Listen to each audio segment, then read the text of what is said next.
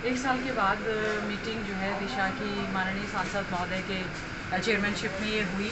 ज़्यादातर चीज़ों में कंप्लाइंस नहीं हुआ था। रिपोर्ट्स अवेटेड हैं। बजट होने के बाद उनका यूटिलाइजेशन नहीं हुआ। जैसे प्रधानमंत्री आवास योजना के तहत 3,000 की रिक्वायरमेंट है, 100 मकान भी नहीं बने हुए हैं। बड़ी बुरी हालत है। रोड्स इंफ्रास्ट्रक्चर की बड़ी बुरी हालत है।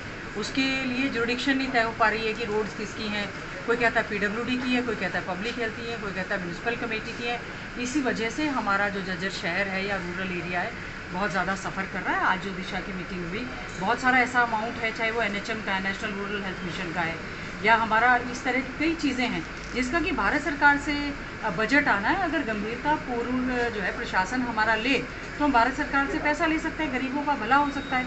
आयुष्मान कार्ड में जिस प्रकार से धांधली के आरोप लगाए गए हैं वो एक बहुत बड़ा विषय था। सबसे बड़ा विषय हमारा यहाँ की पार्कों की जो दुर्दशा है।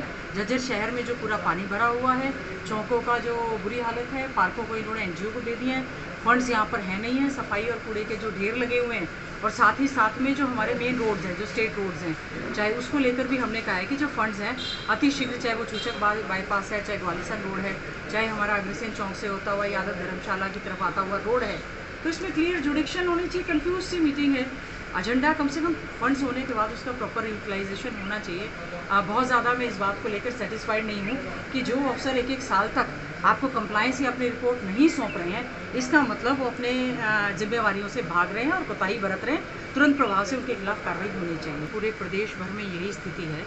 ज़्यादातर BJP के पार्षद हों, चाहे यहाँ तक तो चेयरमैन भी इस्तीफा देने के लिए तैयार फिर रहे हैं, क्योंकि उनकी पावर्स पूरी तरह से स्नैच कर ली गई हैं। पैसा दिया नहीं गया, चोर अलग साबित कर देते हैं। तो ये स्थिति कई जिलों में हो रही है, नगर पालिका, नगर परिषद में, और चाहे वो म्यूनसिपल कॉर्पोरेशन फरीदाबाद में भी आपने घोटाले घपले देखे होंगे। अभी कैथल का मामला है। कई जगह हालत यही है। BJP और JJP के स्वयं के पार्षद और उनके पदाधिकारी क्या पूर्व विधायक तक इस्तीफा देकर जो है अपनी आस्था कांग्रेस पार्टी में भी जता रहे हैं, या वो सरकार की गतिविधियों से परेशान होकर BJP से इस्तीफा देने का। मणिपुर में जो जातीय हिंसा लगातार चल रही है, देश के लिए बहुत ही चिंता का विषय है। इस प्रकार से लगातार 2.5 महीने तक जाति के आधार पर, धर्म, जाति और बिरादरी के नाम पर जो BJP का हिडन एजेंडा रहता है, मणिपुर में पूरी तरह से इसकी वजह से आम जनमानस का जनजीवन अस्त व्यस्त हो चुका है। जान माल का खतरा जो हो चुका है। इसके साथ साथ जो वीडियो वायरल हुआ है, बहन बेटियों की इज्जत आबरू को किस प्रकार से नोचा जा रहा है, और सारी देश और दुनिया ने देखा है, थू हो रही है। हमारा सर शर्म से झुक रहा है कि इतनी शर्मनाक घटना जो ये गठित हुई है, तुरंत प्रभाव से उस पर संज्ञान लिया जाना चाहिए। सर्वोच्च न्यायालय ने इस पर संज्ञान लिया है। तुरंत प्रभाव से कार्रवाई होनी चाहिए और इस तरह की हिंसा भी रुकनी चाहिए।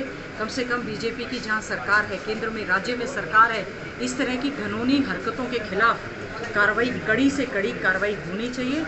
हम कड़े शब्दों में इस शर्मनाक, दर्दनाक घटना की जो है निंदा। राहुल गांधी जी ने जब मणिपुर में जाने का प्रयास किया तो हमारे नेता को, वो केवल उनसे मिलने जा रहे थे, उनका दुख दर्द जानना चाह रहे थे।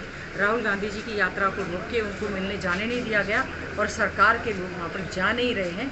ये देश के लोकतंत्र के लिए बहुत बड़ा ही खतरे का प्रश्न है। देखिए, जब भी कहीं चुनाव होने लगते हैं उनको पैरोल मिल जाती है, ये तो कोर्ट कचहरी का मामला है, उनके जुरिडिक्शन है, लेकिन कहीं ना कहीं सरकार का इसमें पूरी तरह से इंटरेस्ट रहता है।